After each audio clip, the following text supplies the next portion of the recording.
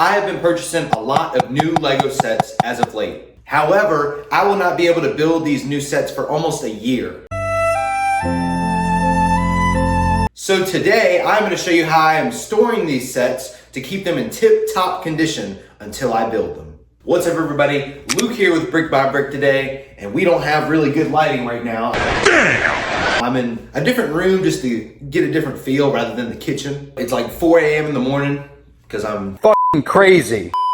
Waking up early before school. Today's a non-training day, so I'm getting this filmed before school. But I just wanted to come on today and talk about how I am storing my new Lego that I've been purchasing, whether on clearance or Facebook Marketplace deals, while I'm out here at New River Community College studying my trade program.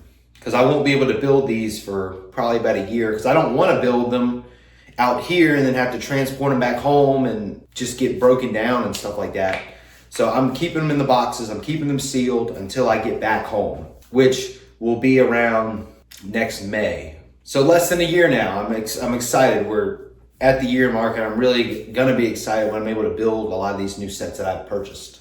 So before I show you how I'm storing these, I wanna talk about a few things that determine where and how you store your new Lego, or even ones you've already built. So some things you should take into consideration when storing your Lego is sun, because sun damage can ruin like boxes if it gets a bunch of sunlight on it, or actually built Lego sets, because especially white, if sun hits that white for a long period of time, it can start to almost have like a yellowish tint to it. So you really want to protect your Lego from the sun. It's almost like how we use sunscreen, and they tell us not to be outside but so much during the day, because over the years, you know, the ozone or atmosphere layer or whatever, I don't know those terms correctly, but you know, it's just kind of broken down some more. That UV light comes and hits our skin and gives us sunburn. So it's almost like sunburn for Lego. And then you have extreme temperatures. Like when you store your Lego, this is probably common sense, but I would not store it out in a shed. You know, a shed that, especially if you're in a humid area like Virginia, Florida, Georgia, because that's going to degrade the boxes even more. If you're somewhere drier, that's not a big deal, but still the heat overall will mess up the plastic and everything in it. Just kind of degrade the quality of it. So I would always keep it inside, or if you have a huge investment collection or just a collection that's sealed in general, you need to probably get a sealed storage unit or just some large place that's air conditioned where you can store your sets to keep them in good condition. Because obviously you don't want it too cold for the Lego, and you also don't want it too hot for the Lego. And then you also want to store it in an area that it's not going to get dropped, bumped, or punctured in any way, shape, or form. Because if it gets punctured, not only does it hurt the box, but when it gets punctured, you don't know what it's going into in the box where it hits it. It could hit the instructions and go straight through the instructions, and your instructions are cut open, or your bags are cut open. You can impale a Lego brick and break it. You know, you never know what can happen when something impales a box. I've been impaled. So some ways that I recommend storing these is, I personally like these large black and yellow totes that you can get kind of you can probably get them at like Lowe's, Home Depot. I think you can even get them from Walmart. But these are really big totes. I used to have one out here before I got my parents to take all the Lego I had before I got all the new stuff back home with them when they came out here, just so it's at home and I don't have to take so much back at once. But that's back at home, so I don't have any more of those yellow totes. I might end up buying some, because these totes are just so tough. They don't flex, they don't warp.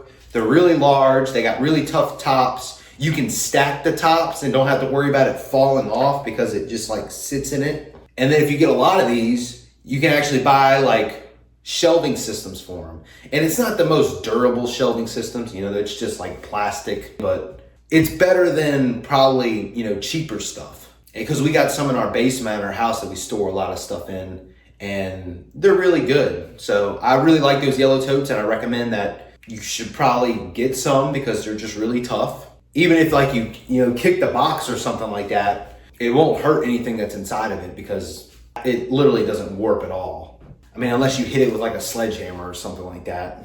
Another thing I've been doing for my larger sets that I purchased online like the past year except the Batman Gotham City wall art set. That's just like sitting on my Lego desk back home behind the Daily Bugle. And it's not in the box it was shipped in, but I would recommend keeping the boxes that Lego was shipped in, keep them in that box, so that's just another protection layer over their original box as well. Like I just purchased the UCS Millennium Falcon on these double points days.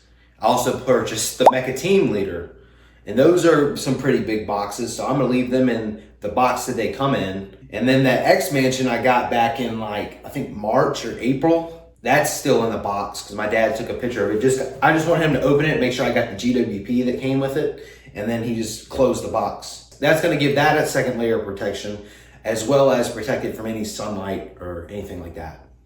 And when I'm talking about sunlight, you don't have to completely stress about, oh, it can't get any sunlight, it can't see any of this, any of that.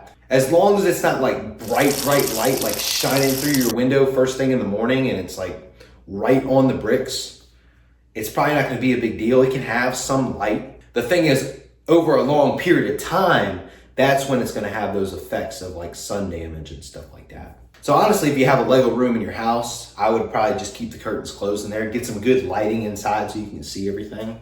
Another thing you could do, if you don't have the money expenses for totes, or if you don't have, obviously can't get like a storage unit or something like that, if you have a huge collection, hopefully nobody has a sealed collection that big that they need a storage unit for it, because ultimately we want to build Lego because we like building it. But another alternative to a box, to a tote or something like that, that's another cool dark place, and you could put your totes in it. It's just a dark closet. If you got a spare closet, you know, put your Lego boxes in there so they're out of the way of your daily living. You don't bump into them or anything like that. They're out of direct sunlight and they're still in a temperature controlled environment. So that's all like my tips for storing the Lego. Now I'm going to show you how I've been storing this new Lego that I've acquired here where I'm at now. And get me, this is not the best way to do it at all, or not anything that I really talked about. Maybe some parts of that I talked about. This is just what I have personally been doing. Let me switch the camera around and show you that. Okay, so I switched the camera around. So this is a closet that I have. No shit, Sherlock. And the thing about this closet, it sucks. I wanted to completely shut it to block the light, and it just goes like that. It opens on the other side. So I just pushed it towards this side. Back here, it's not a huge tote by any means, but it's in that back corner of the closet, away from the windows in this room and out of the way of daily living. And I put like this is actually like a black curtain that I guess was here with the house when we got it. So I just put that over it, kind of just to keep dust and stuff off of it from settling on top of the sets. And then just to block the light. But yeah, here we got all my sets that I got. Captain Rex helmet, Pikachu, Minecraft crafting table, Ahsoka's Jedi Interceptor, these battle packs. This is the way. And then I also picked up this Creator 3-in-1 shark the other day. I picked this up for $10. It's sealed. It's a retired set. It originally retailed for like $12. I got it for $10. It goes for $47 on Amazon right now. So that was a really good deal. So yeah, here's a little better view of everything. All of this stuff I was able to fit into this one tote.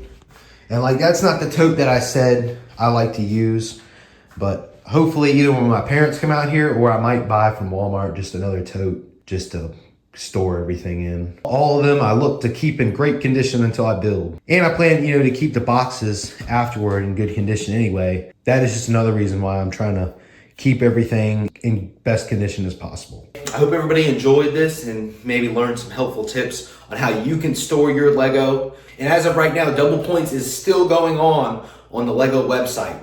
So if you plan to buy on the Lego website, use my Rakuten cashback link in the description box, and you get $50 cash back on your first purchase of $50 or more. A great incentive, and it's free money. So you can't beat that. I like money. So like always, keep building your life day by day, brick by brick. Keep building your collection set by set, and make sure you maintain your collection and keep these sets in tip-top condition by storing them correctly. Like, subscribe, and share so we can continue to build our community brick by brick. And I will see you in the next video. Thank you.